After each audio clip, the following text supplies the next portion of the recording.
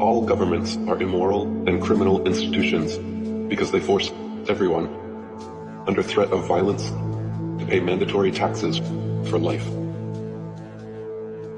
There are hundreds of taxes, from property tax to income tax to inheritance tax. You must pay them all, or else the government will use the power and force of its machinery to seize your bank account, arrest you, and put you in jail. How is that any different than the mafia? Governments demand we pay our dues regularly, promise us we'll be safe and protected if we do, and if we don't, agents come around to shake us down or put us away. If taxes were voluntary, then governments wouldn't automatically be immoral or criminal, because they would be completely funded by donation only. Thus, their very existence limited by voluntarism. Name one thing that governments provide that people couldn't do better, easier, and more efficiently at the community level. There is nowhere on earth you can go that isn't controlled by a statist government. Every piece of land has been divided up and claimed by 196 nations, all of which are controlled by some form of forced governance. There is nowhere left on earth that sovereign, freedom-loving individuals can go live freely without a mafioso government forcing them to pay taxes and obey laws.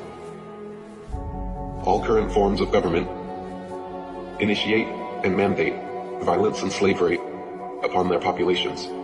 We are all slaves to our governments because every nation forces under threat of violence and kidnapping that we must pay them a percentage of our income. So if the definition of slavery is forcefully taking 100% of someone's income, what is it called when governments forcefully take 60% of someone's income? Is that not slavery? We are taught in school that slavery ended long ago, and it is universally understood that slavery is immoral. But if governments still are forcibly taking even 1% of their population's income, that is still slavery, and even 1% slavery is immoral. The very definition of the word government is mind control, and the vast majority of people worldwide are absolutely mind controlled by their governments, medias, and education systems to believe that their statist government is a moral and altruistic institution that exists for the benefit of the people.